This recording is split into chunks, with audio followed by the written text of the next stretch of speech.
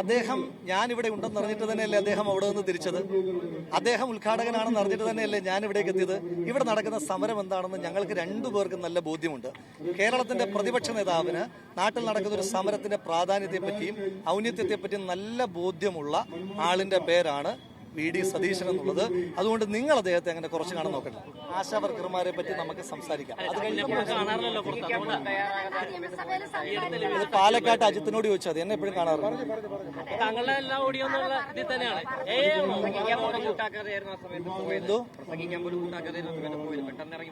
എനിക്ക് ട്രെയിനുണ്ട് സഹോദര. ഞങ്ങളൊക്കെ ഞാൻ ഇവിടെ വരുന്ന എല്ലാ പരിപാടിക്കും പ്രസംഗിച്ചിട്ടല്ല പോകാറുള്ളത്. അവരോട് ചോദിച്ചാൽ ഞാൻ പ്രസംഗിക്കാതെ എത്രയോ തവണ പോയിട്ടുണ്ട്. അത് നമ്മുടെ ഒരു കൺവീനിയൻസ് കൂടിയില്ല. ഇപ്പൊ അങ്ങേക്ക് എവിടെയെങ്കിലും പോകണം, അങ്ങേക്ക് എവിടെയെങ്കിലും പോകണമെങ്കിൽ മാധ്യമപ്രവർത്തകരെ വിളിച്ചു കൂട്ടിയിട്ട് അതെല്ലാം പറഞ്ഞിട്ട് ട്രെയിനിന്റെ ടൈമെല്ലാം തന്നിട്ട് പോകാൻ കഴിയില്ലല്ലോ. അപ്പൊ അതിന്റെ ബുദ്ധിമുട്ടുകൾ മനസ്സിലാക്കണം. പക്ഷെ അതുകൊണ്ട് ആശാസമരത്തിന്റെ മെറിറ്റ് കുറയുന്നില്ലല്ലോ. ഇപ്പോഴും പ്രതിപക്ഷ നേതാവിന് അതൃപ്തിയുണ്ടെന്ന് തോന്നുന്നു. അദ്ദേഹം ഞാനിവിടെ ഉണ്ടെന്ന് അറിഞ്ഞിട്ട് തന്നെയല്ലേ അദ്ദേഹം അവിടെ നിന്ന് തിരിച്ചത്. അദ്ദേഹം ഉദ്ഘാടകനാണെന്ന് അറിഞ്ഞിട്ട് തന്നെയല്ലേ ഞാൻ ഇവിടേക്ക് എത്തിയത്. ഇവിടെ നടക്കുന്ന സമരം എന്താണെന്ന് ഞങ്ങൾക്ക് രണ്ടുപേർക്കും നല്ല ബോധ്യമുണ്ട്. കേരളത്തിന്റെ പ്രതിപക്ഷ നേതാവിന് നാട്ടിൽ നടക്കുന്ന ഒരു സമരത്തിന്റെ പ്രാധാന്യത്തെപ്പറ്റിയും ഔന്നത്യത്തെപ്പറ്റിയും നല്ല ബോധ്യമുള്ള ആളിന്റെ പേരാണ് VD സതീശൻ എന്നുള്ളത്. അതുകൊണ്ട് നിങ്ങൾ അദ്ദേഹത്തെ അങ്ങനെ കുറച്ച് കാണാൻ നോക്കണ്ട.